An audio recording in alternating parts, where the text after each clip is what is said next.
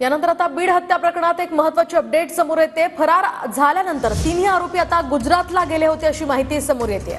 गुजरातच्या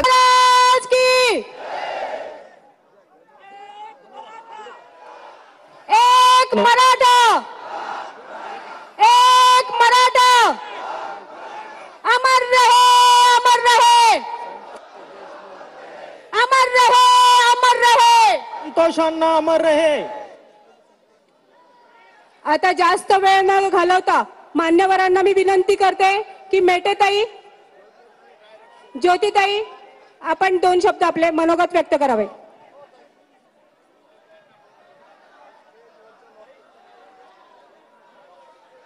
आजच्या जन आक्रोश मोर्चासाठी मोठ्या संख्येने उपस्थित माता भगिनी बंधू, पत्रकार बांधव आणि व्यासपीठावरील सर्व मान्यवर, गेले काही दिवस हा जनप्रक्षोभ आपण रस्त्यावर पाहतो आहोत। सर्वप्रथम मी संतोष देशमुख आणि सोमनाथ सूर्यवंशी यांना विनम्र अभिवादन करते।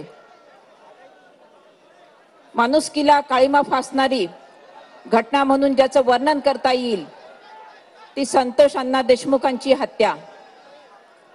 आणि गेले 3 आठवडे आपण सगळेजण शासनाकडे, प्रशासनाकडे न्याय मागतोय। या घटनेचा तपशील आपण सगळ्यांनी यापूर्वी वेळोवेळी अनेकांच्या तोंडून ऐकलेला आहे। मी आपल्या सगळ्यांचं लक्ष फक्त एकाच गोष्टीकडे वेधू इच्छिते की या घटनेचं मूळ आहे या पवनचक्की कंपनीच्या सुरक्षा रक्षकाशी संबंधिताची झालेली बाचाबाची। गेले काही दिवस या घटनेला जातीय रंग येतोय की काय असं वाटण्यासारखी परिस्थिती उद्भवते। आणि मला नेमकं हेच आपल्याला सांगायचं आहे की हा जो सुरक्षा रक्षक होता त्या सुरक्षा रक्षकांनी विश्वासाने हाक कुणाला दिली तर गावच्या सरपंचांना दिली। आणि गावचे सरपंच देखील आपलं एक लोकप्रतिनिधीचं कर्तव्य आणि माणुसकीचं नातं जपत तिथे हजर झाले। आणि पुढचा घटनाक्रम आपल्या सगळ्यांना माहिती आहे।